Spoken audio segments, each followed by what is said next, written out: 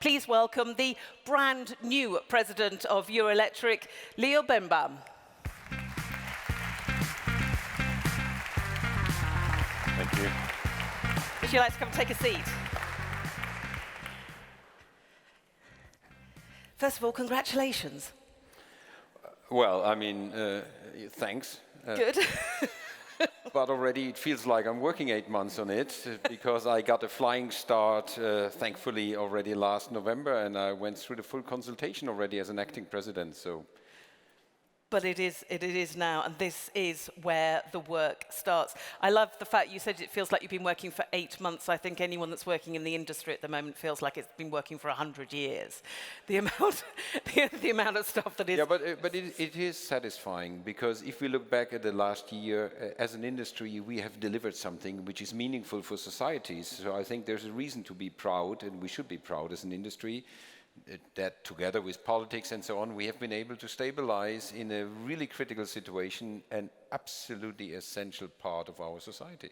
Absolutely. As you say, there's a reason to be proud, but you know, we talked with Christian, eyes wide open. You know, you've got to look at the next challenges coming down the line. This is not a time to be sitting back and saying, okay, we're doing all right. So talk me through your priorities, what you see that needs to be done. Yeah.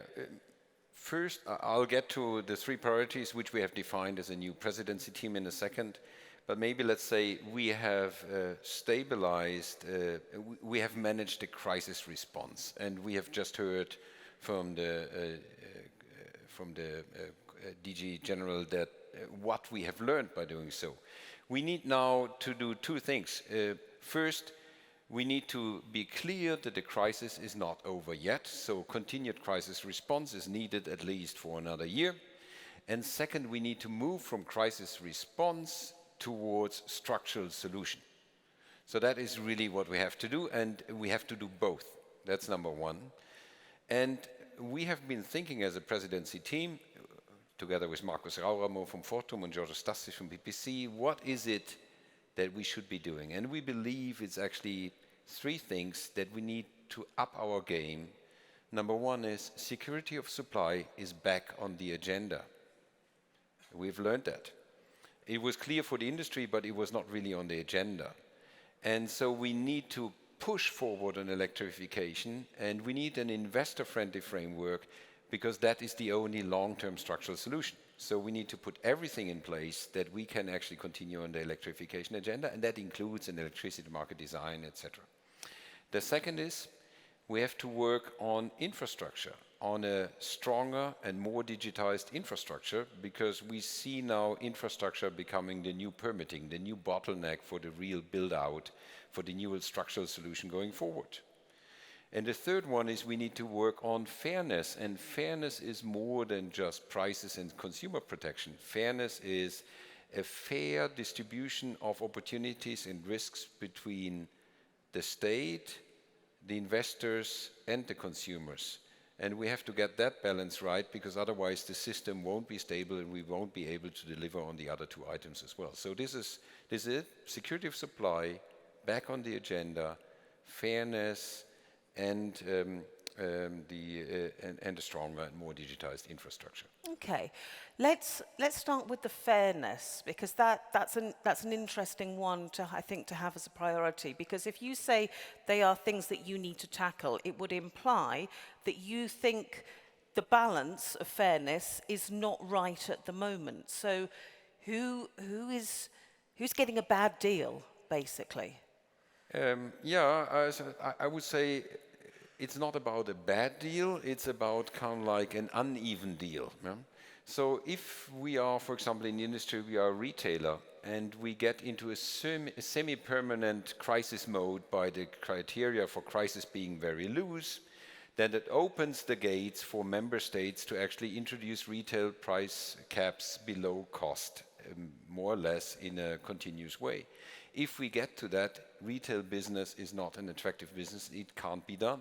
Then for suppliers, and it becomes quote-unquote unfair, because there's only downside which you have, and you can never really make a substantial margin, which you need to justify the risks that you're accepting. On the other side, if customers cannot be protected from the volatility, we've just heard that, then they actually feel that despite the fact that they're paying for the build-out of renewables, the build-out of infrastructure and so on, never an advantage materializes for them, so they feel it's unfair. So the question is, how can we make sure that the benefits from the transition really accrue to end customers, for example, via energy communities, for example, one of the topics, but at the same time, not doing this by just putting all the risks, like an on the downside on the retailers. That's one example. The other one is on infrastructure. We have investors who now need to massively invest, and we are all investors as an industry, and our shareholders are investors. We have to massively invest into massively growing and digitizing the grid. But we have to do that in an environment where capital became much more expensive in a very short moment in time. If regulation doesn't kind of like reflect the different interest environment, then actually we just can't finance this transition. Then by just mandating it, it needs to happen anyway. Again, we are in a place where it's not a fair distribution of the opportunities. And by the way, we will not be able to attract the capital then. Then it becomes an uninteresting deal for investors, and then the capital is not there, and then it becomes a not so nice, a situation where indeed infrastructure becomes a bottleneck. So this is it. So it's more than just price, more than just industrial competitiveness. Well, let's talk about digitalization, infrastructure and investment. There's an argument to say, and if you think back to what Christian said at the beginning, when we saw the root of what had happened, there's an argument to say this should have been done a long time ago. Well, we had an infrastructure where our predecessors actually built lots of reserves into the system, and we have been eating through these reserves over the last decade. We have basically integrated renewables into the spare capacity of the system, which was already in place, but now the spare capacity is gone, and we know that. We see that in the increasing bottleneck, in the redispatch cost, etc. And so I'm not a fan of looking backwards, what we should have done in the past. But now we really need to put it on the agenda. That's my point, because there's no question, absolutely no question, if we don't fully digitize our infrastructure, we will not be able to run our energy systems in a stable way going forward. It's just not possible. Only if we fully digitize it can we actually manage this complex, decentralized system that we are going to put in place. Can we manage the volatility? Can we manage the flexibility? It's also no question that it needs to be a much stronger system. We need more capacity. So even digitizing it, including all the efficiency, will not shield us from the need to massively strengthen the grid also physically on top of fully digitizing it. And if we don't do that, then we can't integrate e-mobility. We can't integrate electrification of heat. We can't integrate the renewables, which are mostly connected to the distribution grid, by the way. And we can't ensure security of supply. You say you're not a fan of looking back, but as we heard from Dieter, actually, it's looking back that you realise the lessons that you learned for the future. So you've stressed the importance of digitalisation. Who needs to step up to make this happen? It's all very well sitting here and saying, this is what we need to do. Who needs to do it, and who needs to do it right now? The answer is everybody. I mean, we as utilities, we need to set up, the digitization projects which we're doing. I could now speak for 5 minutes what programs I'm running through my company, but it's massive. We need to step up as politics, for example, and accepting that if I make investments into digitization, I can include that in the regulated asset base, for example, that I'm not punished by regulation for actually digitizing, that I can also, if I can get to a smarter way of doing something, I'm not punished on the OPEX side. I get higher OPEX, lower CAPEX, but in the end, I get only financial downside. So regulators can do something. Politics can do a lot by actually seeing this as an opportunity. I'm dismayed by the discussion around AI in Europe. We look at how to regulate it and how to prevent something from happening. But the real point is, if we don't get AI into our systems, we won't be able to run those systems. So we could work on a different kind of like acceptance of that. research could work on it by just making sure that we have more digital talent in Europe. And the society could work on that by always seeing this as, this is the future. But we are looking in Europe too much at, how can we make sure it's actually fair to everybody, nobody suffers and so on, but rather than where's the upside in this? So I think we need a completely different mindset everywhere, and we need to be very clear. There is no business and digital. All your businesses are digital. It is, you can't differentiate it anymore. And if we make it too complex, then in the end, we're just going to buy the US systems because we haven't developed them in Europe. We can feel your frustration. You raise your hand. I'm not frustrated. I'm not frustrated. I'm absolutely clear what needs to be done. And I'm doing it for my part, but I just expect everybody else to do it as well. And the AI discussion is just one. There I'm frustrated. I'm dismayed by this discussion. It's like this. I mean, we should have a completely different attitude towards new technologies in Europe. Otherwise, they're just going to surpass us left and right. Just raise your hand if you agree with Leo there on that. Yeah. Oh, that feels like I'm not alone. Raise your hand if you're, I am going to use the word frustrated, apologies, but frustrated with the issue with digital skills. You mentioned actually having, there's a gentleman there whose hand could not be higher. Actually, we have talent in Europe. Without a doubt. And there's no question that the potential in Europe is huge. We need just to unleash it.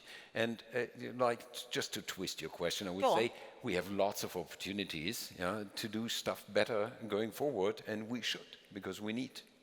Okay, so you need to work on unleashing the talent and actually getting the talent to stay in Europe and work for you. Yeah. Well, I mean, it's clear my company is the best one to work for, but there are other places which are also acceptable. Yeah, so. You've got 7 years, 6.5 years. Yeah. What keeps you awake at night when you're thinking about hitting those targets? I think it's speed and scale which we need, because if we don't do stuff at scale, it's completely irrelevant. It might be as nice as it is, but if it's not scaling, it's irrelevant. So only what scales matters, and only what scales fast matters. And therefore, we need a different mindset, attitude. We discussed that, but we need also more simplicity, more focus. And so what keeps me awake at night is that we are sometimes in the danger in Europe of losing the focus on what is really going to make a difference and what is a nice to have. We have loads of regulation coming up. I mean, we just heard about electricity market design, and I have to say I agreed on everything Dieter said, on all the lessons learned and all of her assessment on the electricity market design. So that's a good one.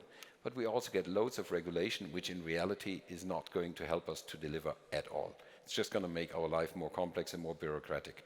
So we need more focus. We need, for example, if we look also at the regulation, and we had this discussion on the IRA. IRA is simple, it's predictable, and it's stable.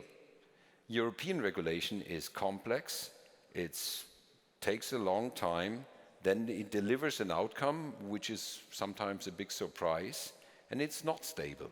And so I think this is where, where I would like to see some changes over the next years, that I see more stability, more simplicity, and more focus.